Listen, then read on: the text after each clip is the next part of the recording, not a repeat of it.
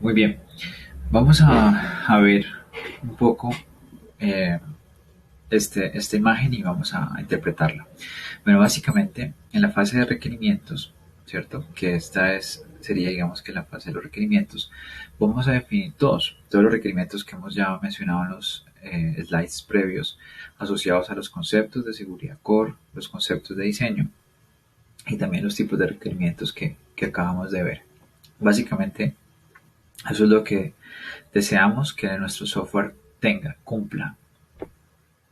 Es muy importante, por supuesto, como lo hemos dicho, que a partir de los requerimientos funcionales se puedan deducir también requerimientos de seguridad, ¿cierto?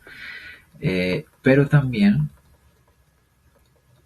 es muy importante compartir esos requerimientos de seguridad por supuesto, con la organización cliente, ¿cierto? Para poder eh, saber, pues, justamente su opinión, saber si están de acuerdo y también poder reajustar el alcance del proyecto a ese tipo de requerimientos de seguridad que se definan, que se acuerden. Es muy importante saber que los requerimientos básicamente constituyen un qué, algo que se desea. El cómo estará más adelante.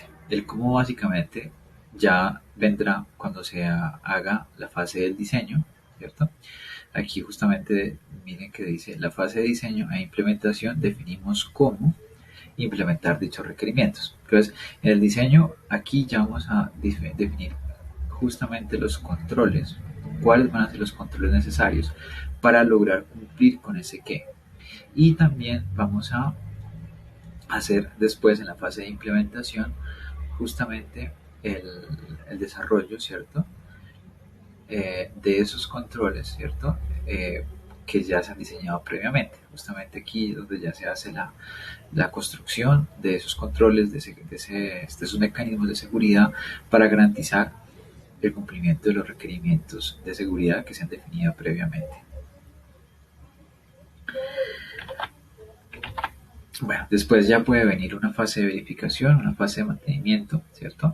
La verificación justamente de la implementación de esos requerimientos de seguridad y por supuesto también el mantenimiento de los mismos. No tienen que quedarse estáticos, sino que también se necesita por supuesto que al igual que se le hace mantenimiento al software en la parte funcional, pues también se le haga mantenimiento al software en sus componentes de seguridad. Bueno, ahora vamos a revisar unos ejemplos de requerimientos para que pues, podamos aterrizar un poco más los conceptos que hemos visto previamente. A nivel de confidencialidad, esos son algunos ejemplos de requerimientos que se pueden definir. Por ejemplo, se podría exigir que cuando el usuario ingrese el PIN en un portal bancario, ¿cierto? En un portal de pago, el PIN se enmascare con asteriscos, ¿cierto? Esa es una forma de evitar pues, que haya una persona merodeando y que pueda revisar el valor, pues que pueda ver el valor que se ingresa pues viendo la pantalla del usuario. Ese es un ejemplo de un requerimiento que garantiza pues la confidencialidad de esa información que es sensible. Otro podría ser que las credenciales sean comunicadas al usuario de una manera segura que evite que más de una persona la conozca. De hecho, por ejemplo, aquí muchas veces lo que se hace es que se genera una contraseña. Por default, esa contraseña se le envía al usuario, pero el usuario se autentica y tan pronto se autentica, él tiene que cambiarla, ¿cierto? El sistema le dice, mira, cámbiala. Entonces, eso permite justamente que esa contraseña que el usuario coloca, la nueva, ¿cierto? Solamente pues la sepa él realmente, porque él recibió una y esa contraseña por default de pronto la sabía el administrador, pero tan pronto esa persona la cambia, pues ya ni siquiera el administrador va a saber esa nueva contraseña pues que él creó. Y ahí se garantiza también la confidencialidad justamente de esa información de credencial. Otro ejemplo de requerimiento puede ser este, donde dice toda la información clasificada como top secret, aquí estamos hablando ya de un nivel de clasificación de información, debe ser almacenada usando el algoritmo de cifrado validado. Entonces aquí estamos diciendo que esa información va a ser almacenada, pero va a cifrarse. Y el algoritmo de cifrado no nos especifica cuál, nos dice que haya sido validado. Validado, por ejemplo, por organizaciones de confianza tipo NIST, ¿cierto? El NIST nos recomienda algoritmos de cifrado que se puedan utilizar y y es pues una forma también de garantizar que se proteja la confidencialidad de esa información de tipo top secret. También es muy importante esta otra. Miren, el administrador del sistema no debe conocer los passwords de ninguna forma. El valor del hash asociado al password puede ser almacenado si un algoritmo de hash seguro es utilizado. Eso nos dice que básicamente hay una base de datos, ¿cierto? Una base de datos de contraseñas, pero no almacena como tal las contraseñas, porque si almacenaran las contraseñas, pues el administrador podría ver el contenido de esa tabla. Lo que nos dice es no almacene la contraseña, sino que almacene el resultado de un valor de hash. Un valor de hash calculado para cada uno pues, de los passwords. Para este password se almacenará el valor de hash de ese password, para este password de aquí el valor de hash, para este de aquí el correspondiente. Para este. Esos valores de hash almacenados pueden ser vistos por el administrador, probablemente sí, pero la cuestión es que las funciones de hash no son reversibles, ¿cierto? Entonces a partir del hash no puede devolverse al password, no puede devolverse.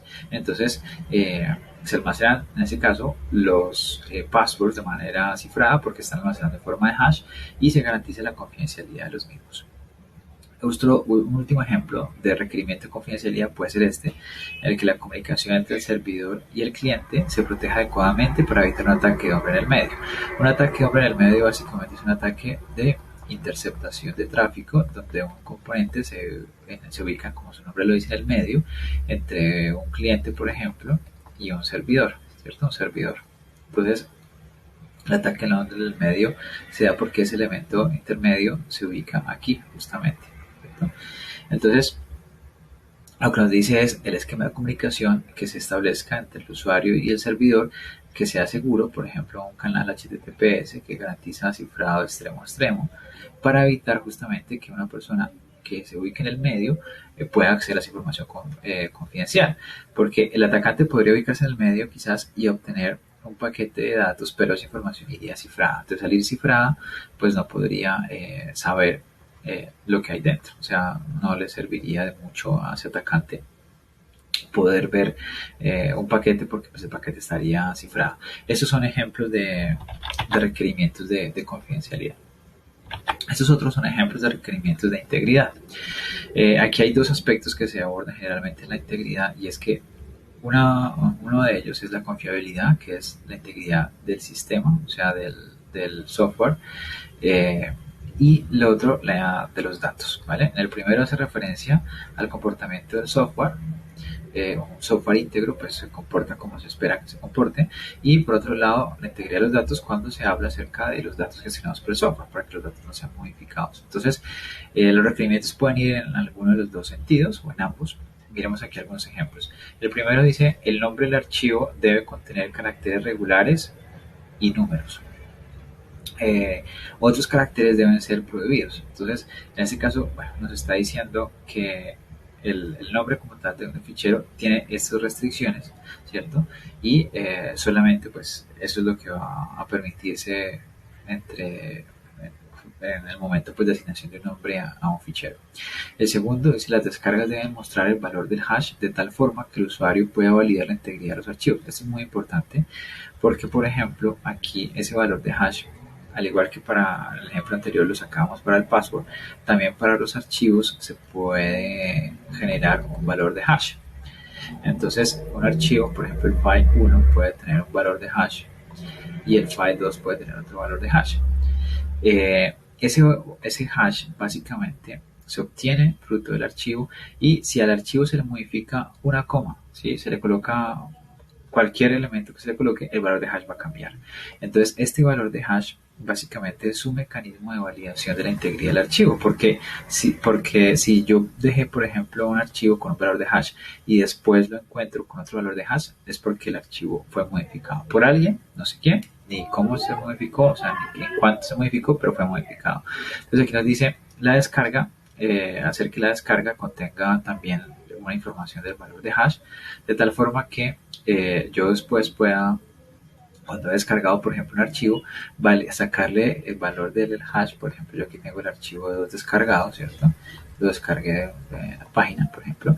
Lo que hago es sacarle el valor de hash y validarlo con el valor de hash que la página me muestra, el valor original. Entonces yo sé que el archivo no fue modificado en el proceso de descarga, ni tampoco en el destino, ¿cierto? Porque el valor de hash debería coincidir con este valor de hash que tenía en el origen. Miremos este otro. Los logs deben ser protegidos contra modificación desde el momento en que son generados. Es muy importante también porque los logs nos permiten justamente garantizar que tenemos visión sobre las actividades importantes del usuario en un sistema. Entonces hay que evitar que sean sujeto pues, de modificación, porque si se los modifica pues se pierde el propósito de ser justamente elementos de evidencia, ¿no? Entonces la forma de protegerlos pues también, mira que en este caso nos dice cómo, nos dice simplemente proteja los logs desde el momento que se generan. Miremos este otro requerimiento. En un sistema Smart Grid, los datos provenientes de un nodo no pueden ser aceptados si estos no han sido validados en cuanto a completitud e integridad. En este caso, bueno, un Smart Grid conformado pues, por varios nodos, nos dice, revise que los datos que vengan, ¿cierto?, de un nodo hayan sido validados para que justamente no se hayan sido modificados en el tránsito del origen al destino, ni que pues hayan sufrido una adulteración. Entonces, en este caso pues también no nos especifica cómo, simplemente nos dice garantice que usted está protegiendo esos datos provenientes de un nodo para que pues puedan ser íntegros. Y el último nos dice, los registros clínicos pueden ser únicamente modificados por los miembros del grupo de usuarios, personal médico. Muy importante, ¿cierto? Tenemos, digamos que quizás un sistema, una tabla de permisos, y en esa tabla de permisos se dice que el personal médico es el único que puede modificar los registros clínicos. Yo tengo que garantizar que ese esquema de autorización, ¿cierto?, está bien implementado para que solamente esas personas puedan modificar. Porque si otros modifican, pues entonces estarían afectando la integridad de esas historias, de esos registros clínicos. Entonces, la integridad en ese caso de los registros clínicos se garantiza también a través de un buen esquema de autorización. Miren que ahí está asociado, en este caso, este requerimiento de integridad con el módulo de autorización. Vale, muy bien. Vamos a ver ahora algunos requerimientos de disponibilidad. En este caso, son ejemplos también, pues, es muy importante saber que la disponibilidad del software puede verse afectada por errores del software debido, por ejemplo, a problemas de implementación, punteros nulos, o sea, punteros que apuntan a espacios que no se pueden utilizar, asignación inadecuada de memoria también, ¿cierto? Un programa que se queda sin memoria, bucles también, hemos mencionado que puede darse problemas de sincronización.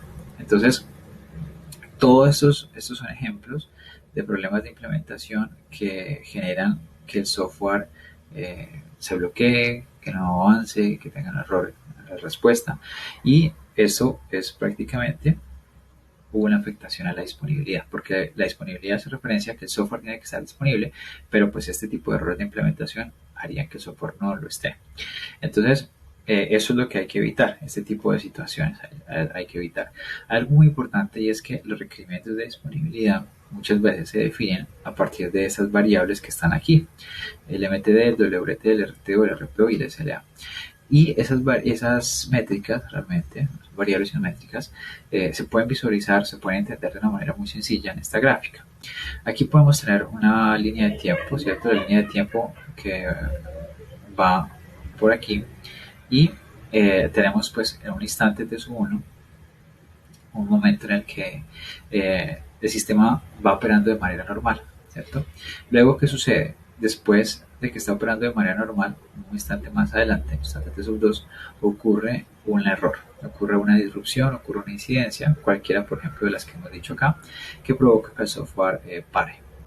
Luego, bueno, las personas que administran el sistema, que administran ese software, se dan cuenta del error y comienzan pues a hacer el proceso de indagación. Entonces viene más adelante un momento en el que ya se logra hacer una recuperación inicial de ese software y finalmente hay que pues, restaurarlo y también hay que probarlo, ¿cierto? Entonces aquí viene la etapa número 4 o el tiempo número 4 donde ya el software probado y recuperado pues ya sigue en producción. Entonces básicamente ustedes se dan cuenta que aquí hay unas métricas que se ponen entre esos instantes de tiempo, de su 1, de su 2, de su 3, de su 4. Esas métricas son el RPO, que básicamente es el Recovery Time Objective, el RPO, perdón, el Recovery Point Objective, es este de acá, ¿vale? Que es básicamente la cantidad máxima de datos que se perderían desde este momento, ¿cierto? Hasta este punto. ¿Por qué se perderían? Porque quizás en este punto fue cuando se hizo un backup de los datos, ¿cierto? Pero digamos que la falla fue más adelante y pues los datos estaban respaldados hasta aquí, pero de aquí a acá no hay. Entonces, básicamente el RPO me dice cuál es lo máximo, el tiempo el valor de datos máximo que se podría permitir perder en el caso de que ocurriera un evento de error. Entonces, por ejemplo,